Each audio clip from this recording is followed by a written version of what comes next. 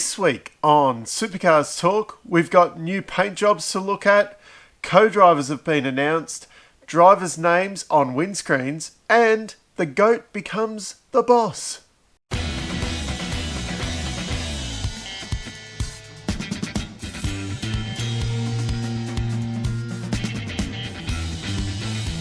In what has probably become the biggest news story since Scott McLaughlin decided he was going to go and race IndyCars, or was that Roger Penske decided Scott was going to go race IndyCars? We all knew that one was going to happen though. This was a big surprise. Part one is Jamie Whincup is going to retire at the end of the year, with Roland Dane retiring as well. Although Jamie has got another job lined up, which will be running Triple Eight. Tony Quinn has bought into the team, and Paul Dumbrell and Tim Miles have sold their shares to Tony Quinn. And I think possibly there's a little bit of other shuffling of shares in there. From what I've heard, the Danes, between Roland and Jess, they will still hold 41% of the shares. Tony Quinn will hold 40% of the shares, leaving the other 19% of the team to Jamie Whincup. So technically the Danes individually haven't got the biggest holding, but overall they do. So they still probably have some control over everything in the team. Quite interesting, Tony Quinn buying into that team. Apparently he spoke to Sean Seamer and said, look, I'm interested in investing in a team. Can you give me some suggestions? Sean Seamer gave him 2 teams. That's the story. And one can only assume that they were Triple Eight and Techno Team Sydney. They are the ones that make the most sense. And Triple Eight was the most logical decision, according to Quinn. I'm not sure how the other teams would have taken that he only suggested 2 to Tony, because there's quite a few teams up and down pit lane that could probably do with a big cash injection, where Triple Eight probably aren't desperate for the cash injection. But maybe Roland was a bit more open to, handing over some control of the team to someone else, because he's looking to retire. Whereas some of the other people, not looking so much to retire. One of the first ones I thought of was Brad Jones Racing, but Kim has stepped away and basically handed the reins over to Brad. So would Brad want to then hand over control to someone else? And they're probably also looking to the future. There's a couple of young Joneses there that probably want to continue running that team in towards the future. And the Kellys were obviously had the Grove deal going on in the background there. Walkinshaws probably don't want any investment. Dick Johnson Racing, they've just had a bit of upheaval through this period. Tickford, they're probably right for investment. Then...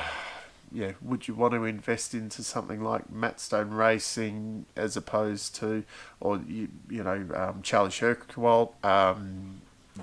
So on the surface, the Triple Eight thing, you're like, oh, that's a bit unfair on the other teams. But then when you start breaking it all down, you're probably like, yeah, okay, that one does make sense. The big question then is who is going to replace Jamie Whincup? I'm going to disappoint you right here and not talk about that, because there is a lot to cover this week. So I'm going to actually do that in a separate video out in the next couple of days. There was a few new paint jobs released this week, and we'll start off with Chaz Mostert's lovely new rocket. They have knocked this one out of the ballpark. That car looks amazing. I thought Bryce Fuller's car looked pretty smart. Chaz's, they have just done a brilliant job on that. I've been a little bit critical of the Walkinshaw paint jobs over probably the last 2 years, I think it's been. Normally they are pretty good, and they've been a bit kind of stinky the last couple of years. They're back. That looks brilliant.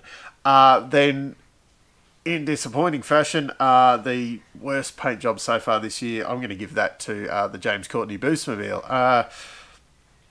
I think it looked better last year, and pains me to say this actually because Mustang's a much better looking car, but I thought that the boost car that they had with Techno in Adelaide looked better than the Mustang that they had later on, and this time they've had a lot more time to integrate that paint job. And don't get me wrong, it's not a bad looking car, but I think between this year and last year, it has actually stepped back a bit.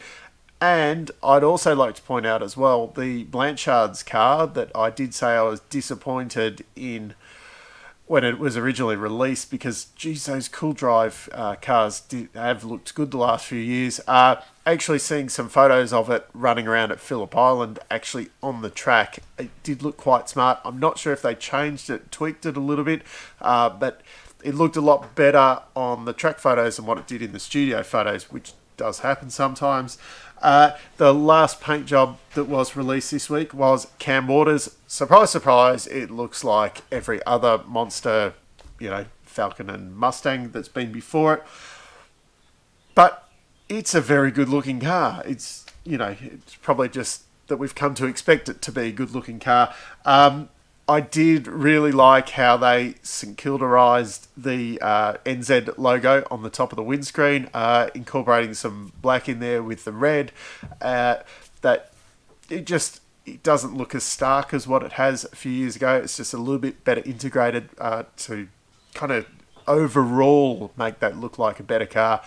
So far, so good this year. What do we got? The DJR cars are going to look exactly the same.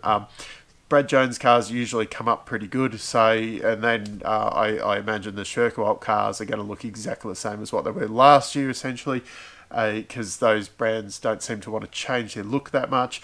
So that's I think that nearly covers everyone paint job wise. Walkinshaw and Andretti United is the latest team to announce both of their co-drivers. No surprises here. It's going to be Chaz Mostert and Lee Holdsworth, and Warren Luff is going to pair up with Bryce Forward. I nearly said Macaulay Forward for some reason. Macaulay Jones is going to be running the 96 this year. No idea why 96, but maybe because it's 69 backwards and it's a bit of a giggle number. If you don't understand that, look it up. It wasn't a big secret, Lee Holdsworth was so surprised that he didn't get a drive with Tickford this year, although he had his TCR drive lined up and he's had his co-drive lined up with Walkinshaw. So, big surprise. And Warren Luff, the man that I question every year whether he's going to do any good in the endurance races because he's been out of it for so long, and then somehow surprises me, is back again. So once again, I will probably put them down as no chance at Bathurst, and they'll probably get themselves on the podium. So that's something to look forward to. Also, a marriage from previous years is back together. Dave Reynolds and Luke Youlden will be doing Bathurst together again, the 2017 winners of the great race that nearly went back to back.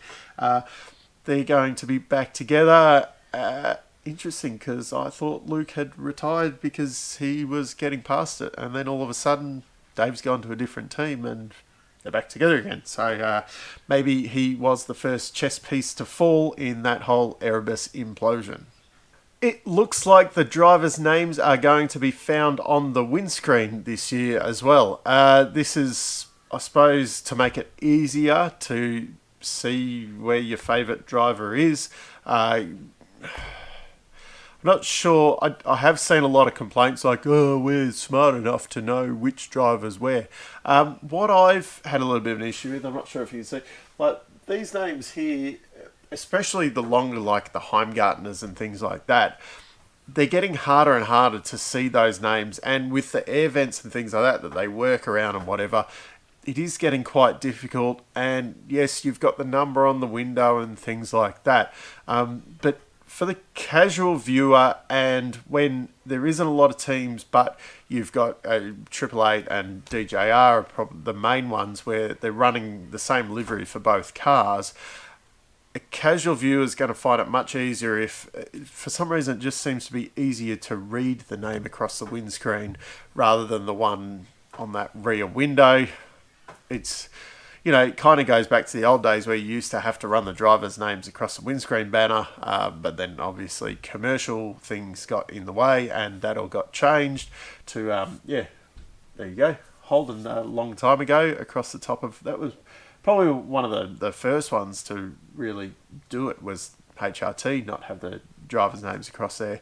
In that period, you still had, I think, like Brock and Johnson were still running their names across the windscreen. But anyway, it is a good place. You can, see the drivers' names easier, a little bit easier to follow, I suppose, for the casual viewer. And also for like Brad Jones Racing, where they're changing the liveries like every weekend, you don't then have to memorise, say, the driver's number as much as you can see their name on the windscreen. I did see some complaints about, what happens in the endurance race then, because you got co-drivers too. Well, we probably won't see the co-driver's name on there. We'll probably just see the main driver's name on there.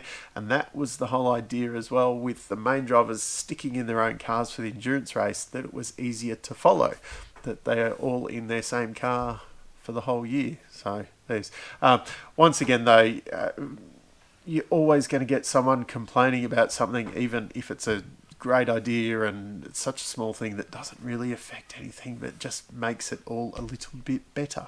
Another thing that people have been complaining about all week, they're in the sprint races this year, so not like either Bathurst round, Townsville or Surfers Paradise. I think they're the ones. You will get 5 bonus points if you do the fastest lap of the race. So I don't see how this is a bad thing. We might see some late race pit stops to bolt on some fresh tyres at the end from people that, let's go for 5 bonus points. Unlike Formula One though, where because they're saying, you'll just see someone at the end bolt on some tyres and go for it and blah, blah, blah. And then Formula One, you only get the bonus point if you finish in the top 10. What you have in Formula One, though, is where you might be second in the race, and because you're driving a Mercedes and you're second, so because you're only going to finish first or second if you're in a Mercedes. So you've then got a big enough gap to Max Verstappen that you can have a pit stop and still go for that fastest lap without even endangering your second position. In supercars, it's a hell of a lot closer. So if you pit, you're then going to lose more positions than what gaining the 5 points for fastest lap is worth. But it might then, towards the end of the race where everyone's like, I'm not going to catch the guy in front, so I'll just cruise around. But maybe they might push a bit harder to get those 5 bonus points. So at least you might see some guys pushing towards the end of the race. I can't see why, once again, why is this a bad thing? Why do we need to complain about it? Let's see if it works. If it doesn't work, we'll drop it at the end of the year. It's just people have to complain about everything. Now I'm going to have a complaint about something. The schedule for the Bathurst 500 has been released. Both days we will see a 250 kilometre sprint race. That's all you can say. It's going to be a sprint race. There will be a top 10 shootout on both days. Top 10 shootout at Bathurst. I love it. But you got one each day and it's for a sprint round kind of thing. Do we need so many shootouts? The 1000, it's a special event. Let's have a big long hour top 10 shootout for the biggest event of the year. Now we're going to end up, I think Friday there's a couple of practice sessions. Then the Saturday and Sunday we get a 15-minute qualifying session, and then it will be an hour of top 10 shootout, and then whatever the race takes, an hour and 20 minutes or so kind of thing. The top 10 shootout takes up such a big portion of the day, and you've got one both days, and it dilutes the specialness of it to me. And I love having the top 10 shootout at the 1000, but once again, thank God it's not a top 15 shootout at least, I suppose. Maybe that would have been better. Just, each day, don't worry about the 15-minute qualifying session. Just send everybody out for one lap and one lap only. Have qualifying like that, spice it up a little bit. This year, you can still drop around if anyone gets a COVID and has to sit out a round. So last year, which it didn't come to fruition, if any of the drivers caught a COVID and had to sit out, they were going to have a drop your worst round system. So this year it's going to be the same thing. Then essentially it doesn't unfairly penalise anyone who gets a COVID. So not a bad thing. Interesting to see if it does happen though. Let's hope it doesn't. Apparently, the 2 unused racing entitlements contracts are now out to tender. Where do we start on this one?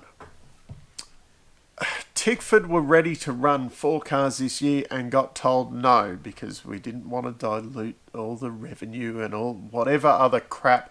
Like I heard a story about, they didn't want to have an uneven amount of cars in the pit lane. And Matt Stone were apparently chasing a 3rd licence too, so we would have still had even numbers in the pits. Anyway, could go on about that frustration all day, but why all of a sudden now, they're out to tender. So the funny thing is as well that one of the licences is one that Tickford handed back. So if they then buy that licence, they get the money that they've given for that licence. Can't they just have it back? It's one of those things I just do not understand in this world. So the good thing could be is that we will see 2 new cars on the grid next year. Back to 26 in the field. Let's hope that we can maybe go 28, 30 in the coming years. Yeah. Baby steps. Let's get 26 first. There was also some Super 2 news this week. I will quickly run through it because there has been a lot to cover this week. Jalen Robotham, he is joining Erebus, which is Image Racing in Super 2. He did brilliantly last year in the Super 3 category. It'll be interesting to see how well he does stepping up. The field is probably slightly depleted this year from what it was the last couple of years, but not getting into that here because Brock Feeney he's racing a Boost/Red Bull car. Interesting that Boost is still on the car, and Roland Dane has said that he won't be racing with Triple Eight at Bathurst, and he is open to race with other teams. So one can only assume he'll be with James Courtney, which sounds interesting because they have a multitude of drivers within that kind of Tickford organisation for the Bathurst co-drive. So one can only... Thomas Randall will be one of the co-drivers unless they run an extra wildcard there. Rick Kelly's in the mix there, and then you've got the guys who have been there the last few years, like James Moffat and someone else. He just escapes my brain at the moment. But they've got a lot to choose from, and they've got some good guys there. Once again, typically with the Triple Eight liveries, it is looking very busy, that car. Andrew Mazuris's sister car there with the pit box colours, that looks okay. It's not too bad. Aaron Seaton in the Sharon Rentals car, that looks quite good. That's a Matt Stone racing car. And apparently Matt White Motorsport has bought themselves an extra Altima. So they'll be back 4 of those out on the track, like in the old days when the Kellys used to run 4. Josh Fife and Declan Fraser are confirmed there. And it looks like Jaden Ojeda and Tyler Everingham will be back. They raced there with Matt White last year. I had a question from one of my long-term viewers actually last week, Greg Wallace, asking about why the teams don't paint the wheels. Because I did complain last week, we've seen a few teams release the studio shots and having the painted wheels, and they look really good. and then why don't they race with them? Because I've complained about that. Basically, just to quickly cover it off, is because really you might have, say, a team like Tickford, 4 cars, 3 this year. So they got 100 sets of wheels over the 4, so that's 25 sets for each car, whatever. Then you've got to specifically have them for that car. The wheels do get knocked up and whatever during the races. It's probably a, well, not surprising amount when you see actually how knocked up the cars get during the races. But then in that unpainted aluminium kind of look of them, you don't notice the scrapes and scrubs in them. But if they were painted, you would notice it, and then they would have to repaint them after every race. And then also, if you had an unlucky run with one of the cars and damaged a few wheels over the weekend, you can't go and chop and change from the wheels from different cars. It's totally different to the tyres because you're mounting and unmounting tyres all the time anyway. But you can't just have your stockpile of X amount of wheels or whatever and then go, Courtney trashed a few, so we got a couple of spares here from one of the other cars. We'll grab them. If they're painted, then you end up with a bit of mixing and matching problem.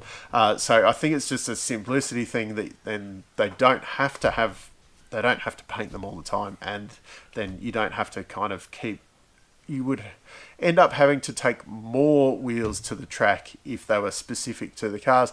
Obviously, if you've got like a DJR or a 888 that run the same livery, that wouldn't matter. And you might have a team where they run black wheels or something like that, which wouldn't cause an issue. But it's just a simplicity thing why they do it like that. So that's my super long episode this week. A lot to cover. We will actually see cars on track for proper testing before the next episode, and I am going to release a special episode about who is going to be Jamie Whincup's replacement for next year. So keep an eye out for that one. Until next time, I'm still Dave, and I'll catch you later.